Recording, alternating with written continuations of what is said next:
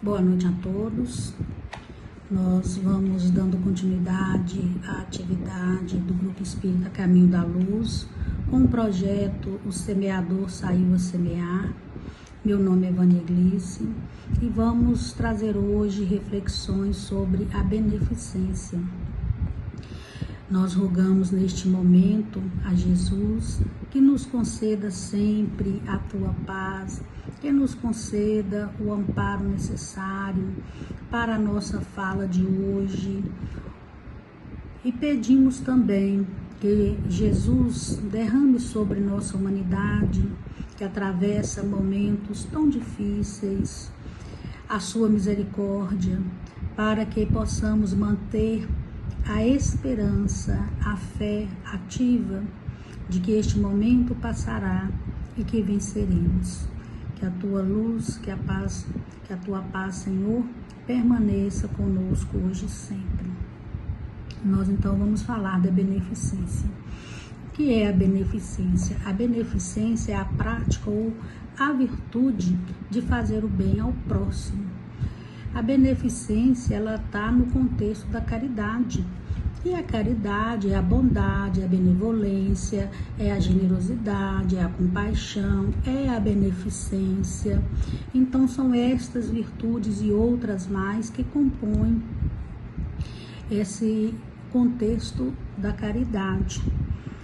Nós trouxemos do Evangelho de Mateus, o capítulo 25, versículo 35 a 45, esta anotação da fala do Cristo: porque tive fome e deste-me de comer, tive sede e deste-me de beber, era estrangeiro e hospedaste-me, estava nu e vestiste-me, adoeci e visitaste-me, estive na prisão e foste-me ver. Então os justos lhe responderão, dizendo: Senhor, quando te vimos com fome e te demos de comer, ou com sede e te demos de beber? E quando te vimos estrangeiro e te hospedamos, ou nu e te vestimos? E quando te vimos enfermo na prisão e fomos ver-te? E respondendo, o rei lhes dirá: em verdade vos digo que quando fizestes a um destes pequeninos irmãos, a mim o fizeste. Então dirá também aos que estiverem à sua esquerda: apartai-vos de mim, malditos, para o fogo eterno, preparado para o diabo e seus anjos. Porque tive fome e não me destes de comer, tive sede e não me destes de beber, sendo estrangeiro, não me recolhestes, estando nu, não me vestistes, e enfermo e na prisão, não me visitastes. Então eles também lhe responderão, dizendo: Senhor, quando te vimos com fome, ou com sede, ou estrangeiro, ou nu, ou enfermo, ou na prisão, e não te servimos? Então lhes responderá, dizendo: em verdade vos digo que quando um destes pequeninos o não fizestes, não o fizestes a mim. É interessante essa mensagem, né? Esse ensinamento do Cristo. Ele vem falar da fome, ele vem falar da sede, ele vem falar do agasalho, ele vem falar da moradia. E nós temos muito que refletir sobre esse ensinamento do Cristo. Porque quando nós lemos, de primeiro momento, nós ligamos essa mensagem às necessidades do corpo físico. É uma realidade. Mas nós também precisamos compreender que nós temos a fome, não apenas do estômago, a sede não apenas do físico, né? Nós precisamos do agasalho, do consolo, também em outras instâncias, porque nós temos a fome espiritual, nós temos a sede espiritual, nós sentimos o frio, o vazio espiritual. Então nós nos sentimos muitas vezes estrangeiros, fora de nós mesmos, sem nos compreender, sem nos entender. Então, quando Jesus refere-se nessa mensagem aos necessitados, aos pequeninos, cabe-nos fazer uma reflexão. Será que os pequeninos são apenas aqueles transeuntes que passam a nos pedir auxílio, a nos pedir ajuda? Ou será que nós também somos e fazemos parte desse grupo de pequeninos? Com certeza, nós também fazemos parte do grupo dos pequeninos. Nós também temos nossas necessidades, nós também temos nossas dificuldades, nossa fome espiritual, nossa sede espiritual. Nós precisamos do consolo para preencher o nosso vazio que muitas vezes sentimos. É interessante que Emmanuel, lá no livro Encontro Marcado, Psicografia de Francisco Cândido Xavier, na lição, no capítulo 11, ele vai falar em louvor dos outros. E o subtítulo traz a necessidade de beneficência. E Emmanuel começa esse texto dizendo: quando alguém te induz a esquecer o impositivo do amparo aos outros, pense em ti mesmo. Analisando, seria egoísmo pensar em nós mesmos? Não. Ao contrário, ele pede que tenhamos cuidado, que tenhamos zelo conosco. Ele diz: quando alguém te induza a esquecer o impositivo do amparo a outros, ou seja, quando alguém nos desvia do caminho, quando alguém não compreende nossas escolhas e nos faz trilhar caminhos diferentes daqueles a que deveríamos seguir. Então ele traz aí essa reflexão para que meditemos, né, por onde andamos e como andamos.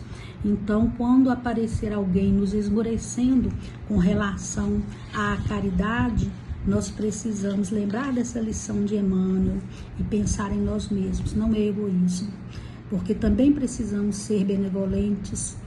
Nós precisamos agir com beneficência e com caridade para conosco. E nós compreendemos essa mensagem de Emmanuel como uma necessidade, porque ninguém dá aquilo que não tem. Então nós precisamos nos preparar intimamente, cuidando e zelando de nós mesmos, para termos a condição de auxiliar aqueles outros que nos procuram ao longo de nossa jornada, de nossa caminhada evolutiva. Nessa lição, Emmanuel vem trazer uma reflexão sobre a nossa condição e a condição do outro. E o texto é grande, nós vamos apenas abordar o sentido do texto, em que ele fala o seguinte: nós temos a casa relativamente farta. Aí ele vem discorrer ali daquilo que nós temos para suprir a nossa necessidade, e que muitas vezes aqueles outros que se encontram ao nosso lado não traz, né, não tem essas condições, não tiveram esse merecimento em cumprimento de lei de causa e efeito, mas que não estão sozinhos, que caminham com a misericórdia divina. Por isso, nós somos instrumentos, né, evolutivos uns dos outros. Nós estamos aqui para nos ajudar, porque semeando é dando que nós também vamos receber. Tudo que nós dermos e doarmos, nós receberemos de volta. Nós já temos consciência desse fato. Então é preciso que nós amadureçamos a nossa conduta, nós amadureçamos o nosso modo de pensar para melhor agirmos. É interessante que, se nós formos pensar na caridade, ela não está em nenhum sistema. Ela não se encontra no sistema científico, ela não se encontra no sistema religioso, ela não se encontra no sistema artístico. Ela está no homem, no seu modo de sentir, no seu modo de pensar, no seu modo de agir, né? Então, analisando nesse contexto, nós concluímos que a caridade, ela auxilia no nosso crescimento, na nossa evolução moral. E Emmanuel, Agora eu vou ler esse trecho também do capítulo 11, né, do Encontro Marcado, em que Emmanuel vai arrematando aí a sua colocação, dizendo o seguinte: conservas disponibilidades preciosas e conheces de perto suplícios físicos e morais que te fazem solicitar do Senhor amparo e inspiração nos instantes difíceis. Pensa naqueles que resistem a provações muito mais ásperas que as tuas, sem arrimo que lhes favoreça o consolo ou a restauração. O que Emmanuel quis nos dizer? O que ele quis nos levar a refletir? Que nós também, na condição desses pequeninos, somos frágeis, somos vulneráveis, nós também precisamos da misericórdia divina, nós também precisamos do auxílio de nossos irmãos, nós também precisamos da ajuda alheia, da caridade alheia, da beneficência alheia, do amparo alheio. Então nós temos que ater e termos a humildade de reconhecer a nossa fragilidade, de entender que também somos pequenos, e quando agimos com beneficência, com benevolência, com caridade, fraternidade para com o outro, nós estamos, na verdade, fazendo e agindo por nós mesmos. Nós estamos nos colocando numa situação de tranquilidade, de paz, de equilíbrio, porque tudo, como eu disse anteriormente, que nós realizamos e fazemos, nós recebemos de volta. Tudo na vida é ação e reação. Então toda a nossa atitude, ela vai trazer para nós as suas consequências. E quando nós agimos com benevolência, quando nós agimos com cuidado com o nosso próximo, nós estamos cuidando de nós, nós estamos mantendo o nosso equilíbrio, nós estamos mantendo a nossa paz. E Emmanuel continua, reflete nisso e deixa que a benevolência, que a beneficência te inspire a jornada terrena.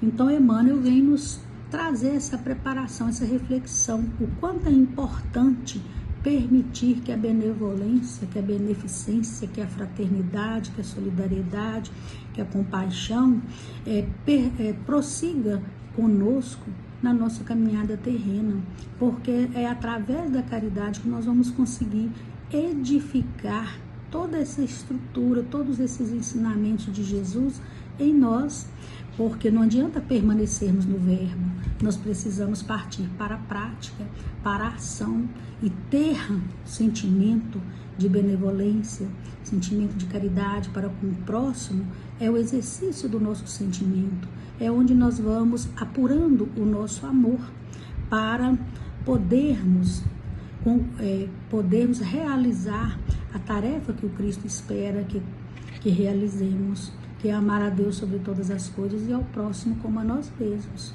Então nós precisamos meditar e entender, né, que assim como os outros nos procuram, nós também procuramos o amparo, a misericórdia, o socorro de Deus. E nós somos instrumentos de Deus para nos ampararmos mutuamente enquanto estamos a caminho nessa jornada evolutiva, nessa jornada de crescimento, olhando-nos uns aos outros, cuidando-nos uns dos outros, que nós vamos edificar, conquistar, em definitivo, a solidez e a amplitude do amor em nós. No livro Estude Viva, pelo Espírito de Emmanuel André Luiz, psicografia de Valdo Vieira e Francisco Cândido Xavier, nós vamos encontrar a seguinte colocação: a mente, prisioneira no mal, não amealha recursos para reter o bem. O coração incapaz de sentir a fraternidade pura não se ajusta ao ritmo da esperança e da fé. Nós precisamos entender que ninguém dá aquilo que não tem. Então, quando nós nos prendemos à nossa ignorância, nós fechamos a porta para novas experiências. Quando nós não compreendemos que só damos aquilo que já detemos, que temos em nós, nós não podemos ficar tímidos, nós não podemos ficar constrangidos. E Emmanuel nos fala que a timidez não é humildade. Então, quando nós nos colocamos na condição de incapazes de realizar a caridade, de fazer o bem, nós estamos perdendo a oportunidade de absorver, né, de aproveitar esses momentos que a providência divina nos concede para arregimentar, através dos recursos que ela nos dá, as experiências necessárias para solidificar o bem em nós, para trabalhar em nós o sentimento, que é o que nós vemos aqui na fala de Emmanuel. O coração incapaz de sentir a fraternidade pura não se ajusta ao ritmo da esperança e da fé. Quando nós desenvolvemos o nosso sentimento, nossa esperança aumenta, nossa fé aumenta. O que é esperança? O que é fé? É crer, é acreditar. Quando nós temos esperança, nós acreditamos que algo vai acontecer, que aquilo que nós idealizamos, que aquilo que nós desejamos vai acontecer. Fé é a mesma coisa, como nós temos fé, depositamos fé, elas andam juntas, são palavras companheiras, junto com a caridade, né? Quando nós temos fé de que algo vai acontecer, quando nós acreditamos, quando depositamos toda a nossa vibração de crer realmente que vai acontecer, realmente acontece. Então, quando nós desenvolvemos o nosso sentimento, tudo se torna mais fácil para nós, porque agimos com amor, E nesse sentido, Emmanuel é bastante claro no livro Estude Vivo também, ele vai falar o seguinte: serve onde estiveres e como puderes, nos moldes da consciência tranquila. Serve onde estiver, não existe local, eu vou ter que fazer a caridade só ali, não. É onde nos encontrarmos e como pudermos. Ninguém dá aquilo que não tem. Então nós temos que doar aquilo que o nosso coração já amealhou, aqueles recursos que nos são possíveis dentro de nossa condição. Por isso que eles falam onde estiveres e como puderes. Ninguém dá aquilo que não tem. Então nós só podemos oferecer auxílio dentro da nossa capacidade, dentro de nossas conquistas já efetuadas. Aí nós podemos doar, sim, repartir o conhecimento, repartir o sentimento, e nós podemos fazer isso em qualquer lugar em que nos encontrarmos. E ele continua nos moldes da consciência tranquila. O que é nos moldes da consciência tranquila? É aquela certeza de que fizemos o possível para amparar, para auxiliar, para levar o socorro, para levar o auxílio àquele que nos pediu, àquele que espera de nós uma ação para com eles, dentro de auxiliá-los nas aflições que eles atravessam. Então nós não podemos esquecer que esse auxílio, ele independe de lugar. É em qualquer lugar que nos encontrarmos, nós temos a condição, se já regimentamos, se já temos a capacidade de levar a esses irmãos aquele consolo que ele espera que doemos.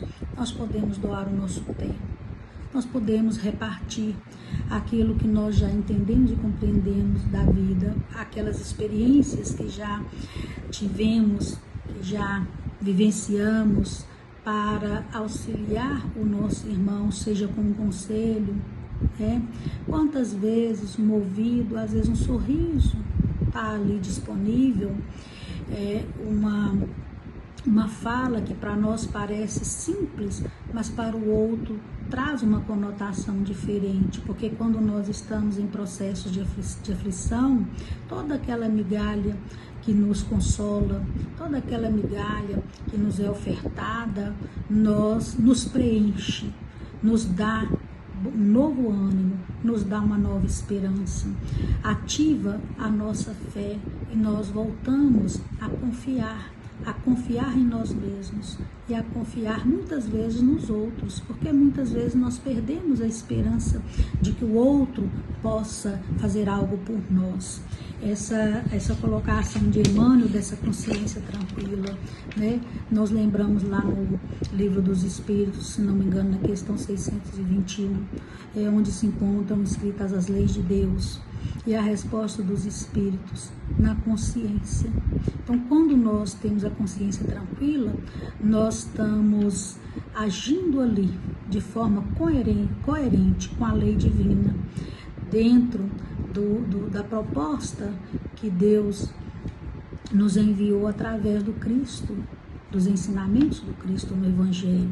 Então, quando nós agimos de forma consciente, nós temos e sentimos paz. Nós sentimos-nos equilibrados. Nós sentimos a consciência, como eles falam aqui, tranquila. É interessante que eles colocam também no capítulo 15 do mesmo livro, que ninguém vive desligado da supervisão divina. Então, quando nós ajudamos, nós também estamos recebendo ajuda para tal, porque nós vamos ajudar dentro das dificuldades evolutivas daquele espírito. E nós recebemos nossa ajuda, a ajuda daqueles espíritos familiares que nos seguem, que nos auxiliam do plano espiritual, nosso anjo da guarda, nosso guia espiritual, como vocês querem dizer. Então, nós recebemos ali toda uma supervisão divina. Mas essa supervisão divina também, ela vem de encontro a avaliar-nos. Nós somos examinados constantemente, eles nos falam. Então, nós somos examinados constantemente. Então, quando nós agimos de forma coerente com a nossa consciência, com a lei divina, nós estamos ali dentro da contabilidade divina, recebendo o nosso galardão. É aquela colocação do Cristo no Evangelho: aquele que perseverar até o fim receberá o seu galardão. E é interessante que eles continuam, né, essa colocação e fala assim: caridade não é tão somente a divina virtude, é também o sistema contábil do universo que nos permite a felicidade de auxiliar para sermos auxiliados. Olha que interessante. É dando que recebemos. Nós todos cantamos o hino de Francisco de Assis. E lá nós vamos ver, né, a frase: é dando que nós recebemos, é dando que se recebe. Então, daí a caridade não ser somente uma divina virtude, é a contabilidade do universo, não é algo só da terra, é universal, que nos permite a felicidade. Olha a palavra que ele usa: a felicidade de auxiliar para sermos auxiliados. Então, nós temos que fazer a caridade com alegria, nós temos que fazer a caridade de forma feliz, consciente, alegres, de que estamos ali realizando o bem e de ter a consciência de que nossas atitudes, de que nossos atos, no dizer de André Luiz, é nosso advogado no tempo e espaço da vida, quando nós agimos no bem. Uma ação no bem é nosso advogado no tempo e espaço da vida. Então, nós precisamos compreender que não devemos fazer só porque sabemos disso. Nós devemos fazer sem interesse, porque a caridade real, ela não é uma caridade que visa o interesse, que visa você fazer algo pensando em receber algo em troca, mesmo que seja gratidão. Então, nós temos que fazer o bem pelo bem. Nós temos que entender que quando Cristo fala: eu não vim para ser servido, mas sim para servir, qual é o exemplo que nós tiramos? Que nós também não viemos para ser servido, nós viemos para servir uns aos outros. Somos instrumentos evolutivos uns dos outros, e a caridade nos dá essa oportunidade,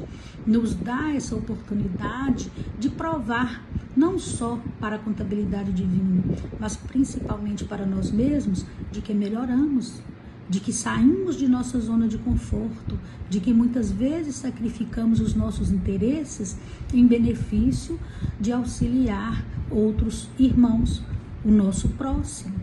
A beneficência não é a atitude, né, a prática do bem para com o próximo, mas essa prática ela tem que ser natural, ela tem que vir do nosso sentimento mais puro, ela tem que vir da nossa consciência de que este é o caminho que nos conduzirá sempre ao equilíbrio, sempre a tempos de paz, que afastará de nós as aflições, que nos possibilitará sermos felizes.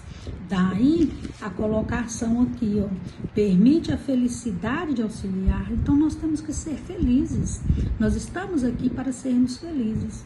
E a caridade é o instrumento que nós temos de aperfeiçoar o nosso sentimento, de aperfeiçoar o nosso caráter, o nosso modo de ser, o nosso modo de pensar, o nosso modo de agir, ajudando-nos a modificarmos. Então nos coloquemos-nos aí na condição de pequeninos, que necessitamos vivenciar essas experiências para melhorar e aprimorar o nosso espírito. Lá no livro, nesse livro mesmo que eu falei aqui, Estude Viva, também continuando aí nas doações espirituais, no capítulo, deixa eu conferir, no capítulo 13, Emmanuel vai continuar a falar para nós o seguinte: através de todos os filtros do bem, o amor é sempre o mesmo, mas enquanto as dádivas materiais invariavelmente benditas suprimem as exigências exteriores, as doações de espírito interferem no íntimo, dissipando as trevas que se acumulam no reino da alma. Olha a necessidade do alimento espiritual, é aquilo que eu falei. Nós também temos fome e sede de espírito, nós também precisamos alimentar o nosso espírito, nós precisamos trabalhar a nossa situação moral, e para isso a caridade é uma ferramenta que a misericórdia divina nos concede. E eles continuam: dolorosa tortura da fome, terrível a calamidade moral. Dolorosa a tortura da fome, terrível é a palavra que eles usam, a calamidade moral. Então, por que eles falam terrível, né, dolorosa a tortura da fome? Por quê? A gente sabe que a fome dói, sentir fome é muito ruim, o nosso corpo sente a necessidade. Vários depoimentos que às vezes a gente ouve, né, sobre a fome, realmente a fome machuca, ela tortura, ela dói, como eles falam, mas eles usam a palavra terrível, a calamidade moral, porque o corpo é transitório, a fome do corpo é transitória, mas a nossa fome espiritual é eterna, ela prossegue conosco. Ela segue conosco essa calamidade moral. Daí a necessidade de procurar ter a humildade e buscar esse alimento espiritual. E eles prosseguem: divide o teu pão com as vítimas da penúria, mas estende fraternas mãos aos que vangueiam, mendigando o esclarecimento e o consolo que desconhecem. Olha aí, né? Divide o pão, dividiu o pão material às vítimas da penúria, mas ele pede que estende fraternas mãos aos que vagueiam, mendigando o esclarecimento e consolo que desconhece. É a informação, é a nossa asa da intelectualidade pedindo socorro, pedindo caridade. Então nós precisamos repartir aquilo que conhecemos, nós precisamos dividir com nossos irmãos.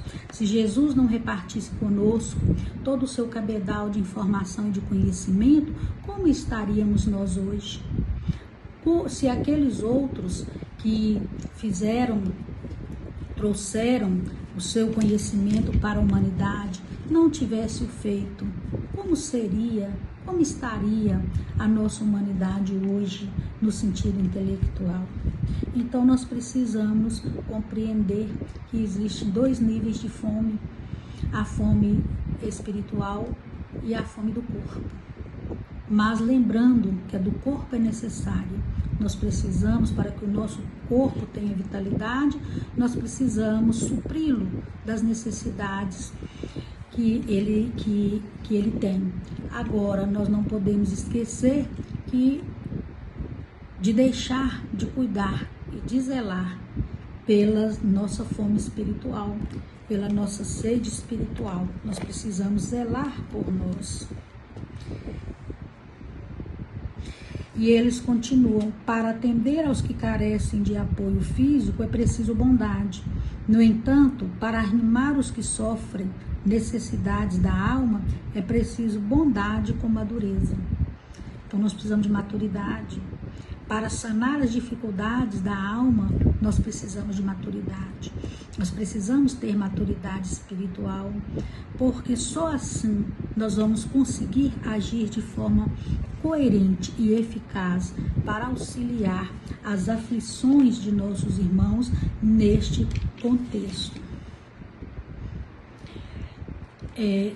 No capítulo 19 do livro Estude Viva e Viva também, nós encontramos a seguinte colocação: Deus, que nos auxilia sempre, permite-nos possuir para aprendermos também a auxiliar. Então, provando para nós que nós precisamos deter essa experiência em nós, para que tenhamos condições e capacidade de auxiliar os nossos irmãos. Lembrando aí a fala anterior: serve onde tiveres e como puderes. Como puderes entra dentro dessa nossa capacidade de sermos úteis e de servir. Não adianta eu querer colocar a mão para ajudar, sendo que eu não tenho condições de auxiliar. Vamos dar um exemplo. Eu não sou enfermeira. De repente aparece um enfermo me pedindo socorro e eu não vou saber agir com a técnica necessária para ajudar aquele irmão. Muitas vezes, se for um acidente, se eu for tocar ali na pessoa, eu vou prejudicar ao invés de ajudá-lo. Então nós temos que tomar cuidado. Quando ele fala como puderes, é isso.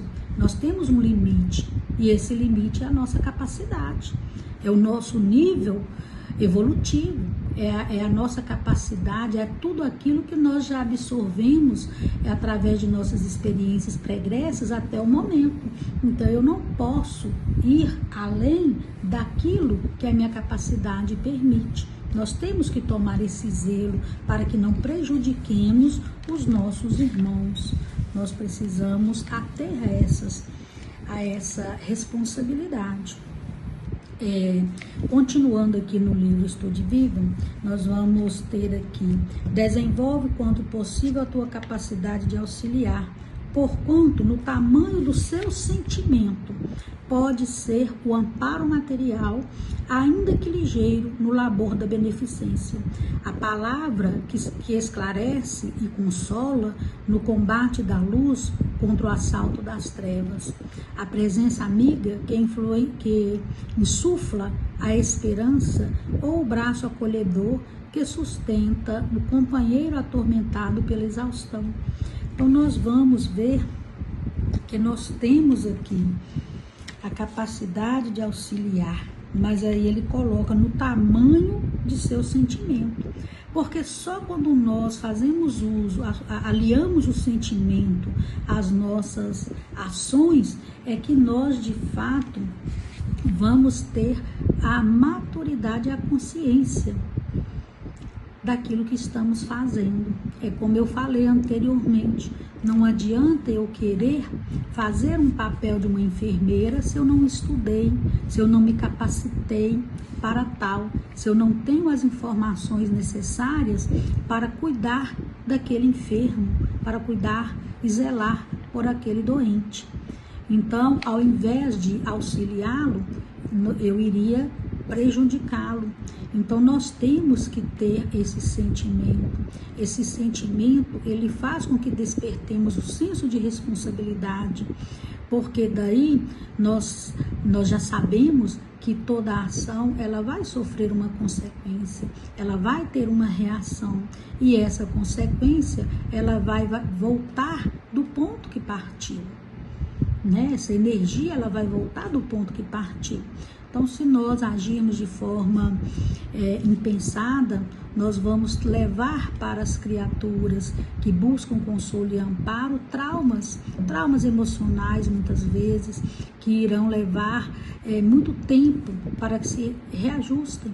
Nós temos que zelar por nós, zelando pelo próximo, fazendo da maneira correta, ajudando da maneira correta os nossos irmãos. Lá no livro do Evangelho, a beneficência está lá no capítulo 13, não saiba a vossa mão esquerda que dê a vossa mão direita, no item 11, nós vamos encontrar a colocação dos espíritos, precisamente de Adolfo, bispo de Argel, Bordeaux, 1861, dizendo: a beneficência, meus amigos, dar-vos-á neste mundo os mais puros e suaves deleites, as alegrias do coração, que nem o remorso, nem a indiferença perturbam.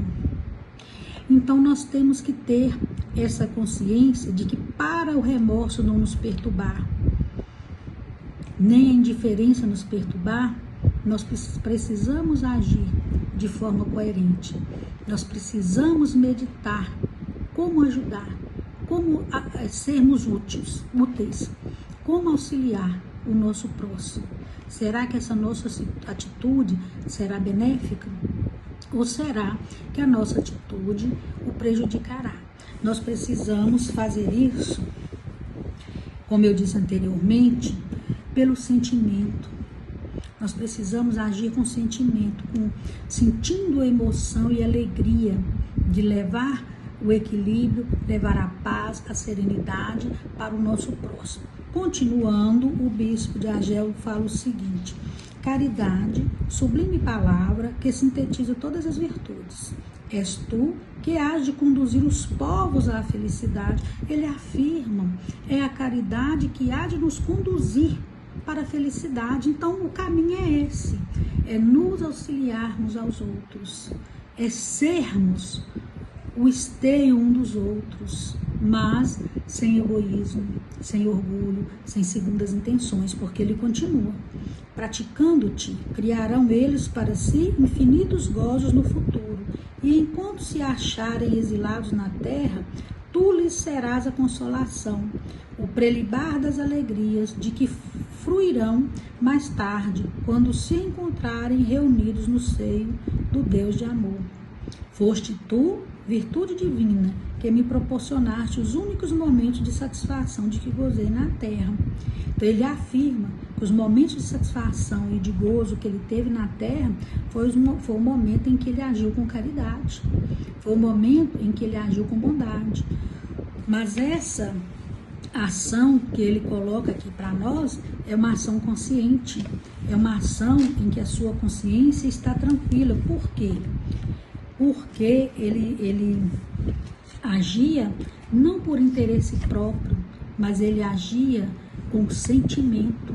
É aquela questão que nós falamos ainda há pouco, auxiliar por quanto no tamanho de seu sentimento. Então nós precisamos despertar em nós essa consciência de efetuar, de praticar a caridade, aliada ao sentimento, mas ao sentimento puro, onde não haja, como eu disse anteriormente, interesses e cobranças e segundas intenções, porque aí nós perdemos todo o nosso mérito. Quando nós fazemos para receber algo em troca, nós perdemos todo o nosso mérito. E quando ele vai falar aí da caridade, nós falando aqui do bem, lá no livro dos Espíritos, no livro 3º, capítulo 12, vai falar da perfeição moral. E na questão 893, vai falar sobre as virtudes e os vícios. E a pergunta que Kardec faz é: qual a mais meritória de todas as virtudes? E os espíritos respondem: todas as virtudes têm seu mérito, porque todas são sinais de progresso no caminho do bem.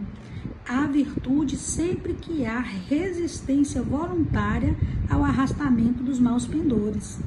Mas a sublimidade da virtude consiste no sacrifício do interesse pessoal, pelo bem do próximo, sem segundas intenções.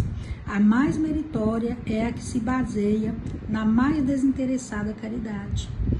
Então, por que nós trouxemos essa colocação, né? Porque vai nos entender que sempre há virtude quando nós resistimos às nossas imperfeições, quando nós não cedemos aos nossos caprichos inferiores, quando nós vencemos a nós mesmos, porque nós estamos habituados no automatismo que nos é próprio dentro da nossa posição evolutiva. E quando nós saímos dessa zona de conforto, nós estamos aí resistindo a esse arrastamento irresistível, que é a força do hábito milenar que nutrimos e que não vencemos ainda em nós, essas imperfeições que ainda trazemos incrustada em nosso íntimo.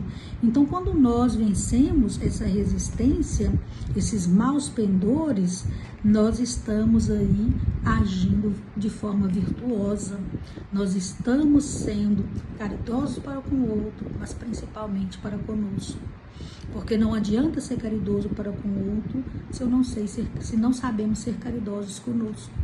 E aí ele ainda continua: a mais meritória é a que se baseia na mais desinteressada caridade. Então, quando o bispo de Argel fala do seu gozo, da sua felicidade com relação à prática da caridade, é isso aqui, é completamente desinteressada. É a caridade completamente sem interesse. É o espírito que já não espera a permuta, a troca de favores. Ele compreende que doando de si, ele receberá da misericórdia divina. E nós precisamos encontrar esse caminho. E ele nos dá um conselho. Deixa eu ver aqui, agora nós mudamos aqui para o item 12, São Vicente de Paulo nos dá esse conselho, está lá no item 12 do mesmo capítulo, Paris, 1858. Sede bons e caridosos, essa é a chave dos céus, chave que tendes em vossas mãos. Toda a eterna felicidade se contém neste preceito. Amai-vos uns aos outros. Não pode a alma elevar-se a altas regiões espirituais, senão pelo devotamento ao próximo. Somente nos arroubos da caridade encontra ela ventura e consolação. Sede bons, amparai os vossos irmãos, deixai de lado a horrenda chaga do egoísmo. Cumprindo esse dever, cumprindo esse dever, abrir-se-vos-á o caminho da felicidade eterna. É um conselho sábio. Sede bons e caridosos, essa é a chave dos céus, chave que tendes em vossas mãos. Então ele não fala você tem, o outro tem, ele fala todos nós temos em nossas mãos a chave, né, da caridade. Nós todos temos como doar de nós, como sermos caridosos, como usar de todas essas virtudes, fazer uso de todas essas virtudes que estão à nossa disposição. Nós precisamos praticar essas virtudes, porque essa prática é o exercício do amor e elas se tornarão com a prática espontânea em nós. E aí nós já não precisaremos de combater essas imperfeições, combater essa ignorância. Por quê? Porque já absorvemos, aproveitamos a oportunidade e aproveitamos esses recursos que eles nos oferecem para efetuar a nossa transformação moral, transformando as nossas imperfeições em virtudes. Olha que coisa maravilhosa, está ao nosso alcance, ao alcance de todos. Deus não tem preferência, somos todos iguais. Ninguém sofre mais que o outro, cada um sofre dentro daquilo que semeou. Ninguém colhe aquilo que não plantou. Então, nossas aflições, elas vêm de nossas atitudes pregressas, tanto nas encarnações anteriores quanto nessa própria encarnação. Então, nós colhemos aquilo que damos à vida, retorna para todos nós. Nós já falamos que toda a nossa atitude, ela tem uma consequência. E ele coloca: amai-vos uns aos outros. Toda a eterna felicidade se contém neste preceito: amai-vos uns aos outros. Gente, nós somos caminhos para a perfeição uns dos outros, aprendendo a nos amar, aprendendo a nos respeitar, aprendendo a nos ver como filhos de um único Pai, Criador, que é Deus. Nós precisamos nos ver como irmãos, mas nós precisamos sublimar esse termo, irmãos em Deus. Nós precisamos sublimar, nós precisamos sair desse sentimento pieguista do nosso apego à família consanguínea. Claro, temos o zelo, temos ali um forte laço que é para rever as afeições, né, os afetos e também os desafetos, nos ajustando perante a lei de causa e efeito, porque é necessário, é assim que nós evoluímos. Se nós erramos, nós precisamos reparar o nosso erro, nós precisamos arrepender, reparar e expiar. Então, os laços consanguíneos nos dão essa oportunidade, mas a vida em sociedade também nos dá essa oportunidade. É aí que entra o olhar ao nosso próximo como esse irmão em Deus, como esse irmão que Deus criou e nos colocou nessa escola terra para evoluirmos, dando-nos os mesmos recursos, sendo a providência única em nossas vidas, porque tudo vem de Deus. Então nós precisamos compreender, é aquela questão aqui que falou, ó, Deus que nos auxilia sempre, permite-nos possuir para que aprendamos também a auxiliar. Então Deus, ele não pede de nós uma atitude que nós não temos condições de realizar. Se ele pede que amemos o próximo, ele nos deu esse recurso, ele nos deu. Nós falamos anteriormente onde é que está escrita as leis de Deus em nossa consciência. Então nós temos todas essas informações em nós. Nós precisamos despertar. Claro que é um despertar, não é instantâneo, leva-se tempo, é através dessas experiências, dessa troca de informações, dessa troca de convivência, que vamos adquirindo essas experiências e vamos despertando-nos consciencialmente, trazendo à tona essa lei que existe e que está inscrita em nossa consciência, de forma que o nosso amanhã ela seja mais fácil de ser percebida por nós. Então nós vamos aprendendo. Então Jesus veio nos ensinar a lei divina, veio nos ensinar, nos trazer os recursos necessários para despertar, para acordar essa nossa consciência ainda um pouco, bastante adormecida. Então nós precisamos trazer à tona. Daí Jesus nos advertir: desperta tu que dormes. Então nós precisamos despertar, e a caridade é uma forma de despertar, porque a caridade, ela nos proporciona olhar a dor do outro, mas ela também nos ensina que assim como o outro passa por provações, por situações difíceis, nós também passamos pelas mesmas dificuldades. Às vezes em momentos diferentes, mas todos nós somos vulneráveis a essas dificuldades, porque estamos num planeta de prova e expiação. Nós, e como tal, classificado na escala dos mundos como planeta ainda inferior. Como suas criaturas, também somos na mesma proporção, na mesma condição. Mas para isso, Deus nos dá providência, Deus nos envia esses espíritos que já despertaram essa consciência e vêm nos trazer esses conselhos. Então, quando o bispo de Argel, quando São Vicente de Paulo vem nos falar a respeito da caridade, que ela é a chave dos céus, Então nós não temos outro caminho. Haja visto que o Cristo agiu todo o tempo de forma caridosa. Ele não ficou só no verbo, ele exemplificou. E o exemplo do Cristo era a caridade em ação, era o amor em ação. Então, quando nós agimos com caridade, nós estamos exercitando o amor, colocando, né, o nosso sentimento, ativando o nosso sentimento para que alcance uma amplitude, para que nós alcancemos o amor plenitude.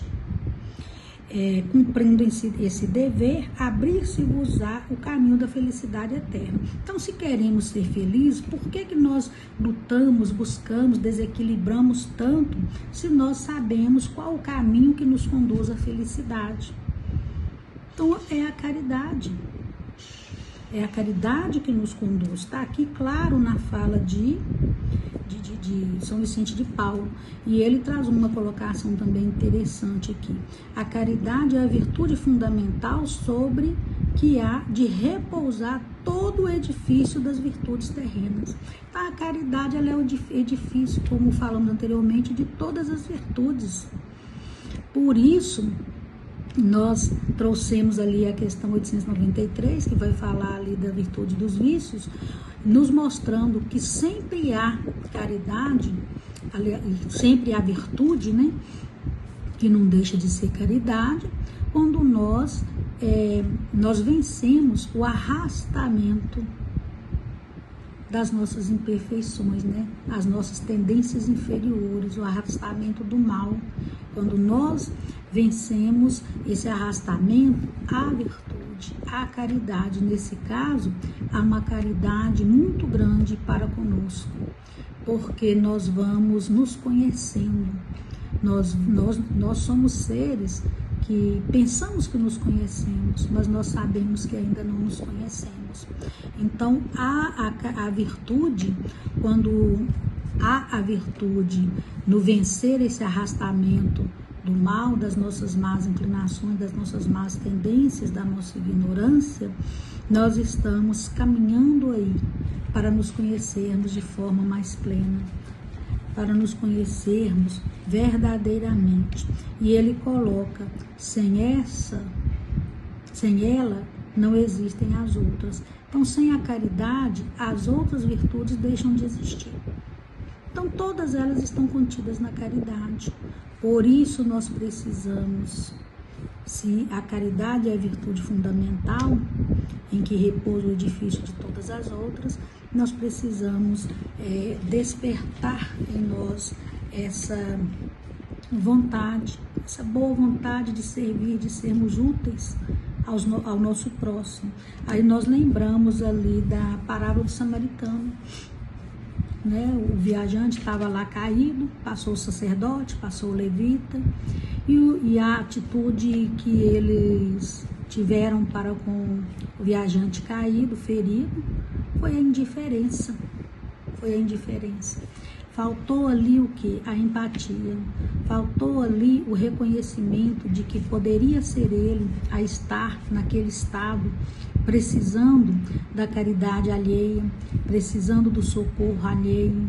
No entanto, veio o samaritano, vendo ali aquele viajante ferido, procurou socorrê-lo, perceber as suas feridas, conduziu-o a uma hospedaria, arcou com todas as despesas, até que ele se restabelecesse e pudesse dar continuidade à sua caminhada.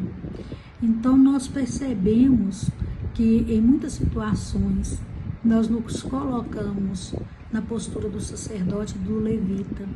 Nós agimos com o sentimento de indiferença, nós não nos preocupamos com a dor alheia, nós nos fechamos em nosso egoísmo, em nosso orgulho e perdemos a oportunidade que a providência divina nos concede de exercitar o nosso sentimento, de trabalhar o aperfeiçoamento do amor em nós. E nós, então, deixamos passar a oportunidade de sermos úteis, de servir, né? Lembrando mais uma vez a fala de Jesus, que ele disse que não veio para ser servido, mas sim para servir. Então nós precisamos meditar e refletir muito sobre a caridade em nossa vida, como temos agido com relação à caridade, o que temos feito com relação à caridade.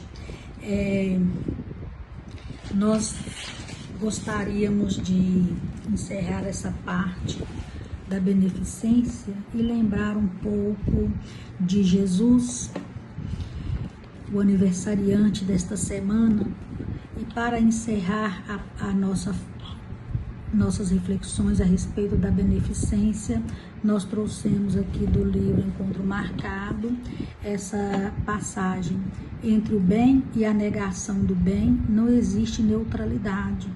Escolherás o bem para os teus irmãos, e a breve tempo, trecho adiante da vida, compreenderás que, fazendo o bem aos outros, nada mais fizeste que acrescentar o bem a ti mesmo, de modo a usufruires paz constante e alegria maior. Gente, é o bem, fazer o bem hoje é plantar a boa semente, é semear a boa semente, em que colheremos os seus frutos no porvir. E ele coloca: usufruirás da paz constante e alegria maior. Então, se queremos a felicidade, vamos aprender a fazer uso da caridade, vamos desenvolver o nosso sentimento, vamos agir sem interesse, sem egoísmo, vamos vencer as nossas imperfeições e vamos fazer com que o nosso sentimento ele seja aperfeiçoado através da oportunidade que o próximo nos dá, porque a caridade maior nós sabemos que estamos fazendo para nós mesmos.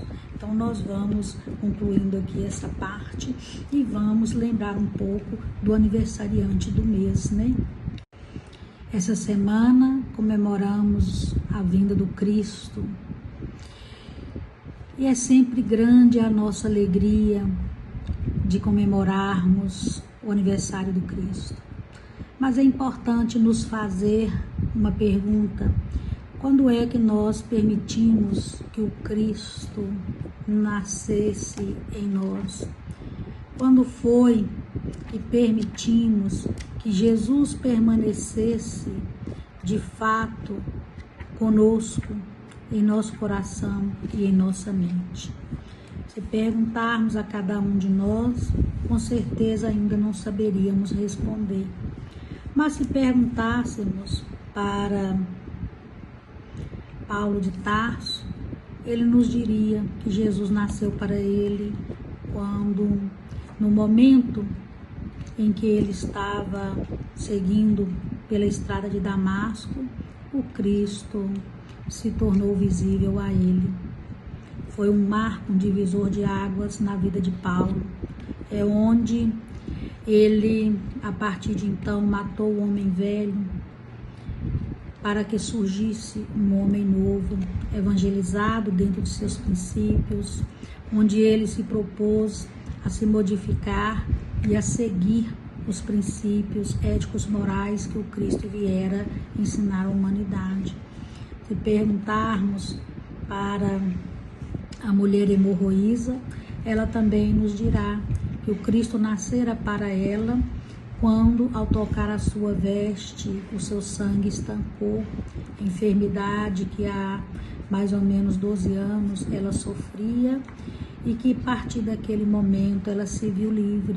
Com certeza ela já tinha uma fé muito grande no Nazareno, mas a partir de então ela permitiu que o Cristo nascesse dentro dela de forma definitiva. E temos vários outros exemplos em humanidade em que serve para nossa reflexão de como o Cristo tocou essas pessoas. Mas é importante atermos como o Cristo tem nos tocado, o que temos feito com todas as informações que Ele veio nos trazer e que temos contato com o Teu Evangelho, hoje com a doutrina espírita. Então que nesse momento em que comemoramos o nascimento do Cristo, vamos nos permitir que Ele permaneça vivo em nós, não só nos momentos de nossas necessidades, de nossas angústias, de nossas aflições, mas nos momentos felizes, nos momentos em que temos a oportunidade de sermos úteis e de agirmos, como falamos anteriormente, com a caridade, com a beneficência, sendo benevolentes para com todos, sendo bondosos. Vamos procurar lutar e fazer, como Paulo de Tarso fez, matar a nossa criatura inferiorizada para que possa surgir uma nova criatura evangelizada dentro dos princípios éticos morais do Cristo. Vamos permitir que o Cristo seja essa alegria em nossa vida, não somente no mês de dezembro, mas em todos os dias de nossa existência, porque Ele é o caminho, é a verdade, é a vida. Ele é o nosso roteiro, Ele é nosso modelo, é o nosso guia. Somente através dele alcançaremos chegar ao nosso Pai maior. Então o Cristo é esse caminho de luz. É esse caminho, é essa estrela que nos guia na nossa trajetória evolutiva. Vamos meditar, sim, nesse nascimento do Cristo. Vamos meditar que o Cristo representa para nós. Não vamos apenas dizer sou cristão, mas vamos meditar qual o diferencial que o Cristo trouxe em nossas vidas, em que melhoramos e em que podemos melhorar. Vamos nascer de forma cristã para melhor servir ao nosso próximo, compreendendo que Jesus está sempre conosco, mesmo que nós fechemos o nosso coração a Ele, Ele não nos abandona. Por isso, vamos abrir o nosso coração, vamos abrir a nossa mente, vamos permitir que Jesus caminhe conosco, iluminando nossas vidas, para que a partir de então tenhamos a condição de iluminar outras vidas, amando a Deus sobre todas as coisas e ao próximo como a nós mesmos. Que neste Natal todos tenham muita luz, muita paz, que possamos unir cada vez mais em humanidade, compreendendo o valor da caridade para conosco, para com o próximo, compreendendo que esse é o caminho que nos permitirá permanecer com Jesus e avançarmos rumo a Deus nosso Pai. Um feliz Natal a todos, votos de um feliz ano novo, que esse ano seja de grandes realizações e modificações para todos nós, no sentido do bem, para que possamos caminhar sempre em direção ao equilíbrio e à felicidade que tanto almejamos. Uma boa noite a todos, que Jesus possa abençoar toda a nossa humanidade, abençoar a todos nós, permitindo que tenhamos sempre força e coragem para seguir os seus passos, tomando a nossa cruz e seguindo-lhe. Que a tua bênção seja conosco hoje e sempre. Uma boa noite a todos vocês, gratidão aí ao Grupo Espírita Caminho da Luz pela oportunidade e que Deus nos guarde sempre. Que assim seja. Uma boa noite.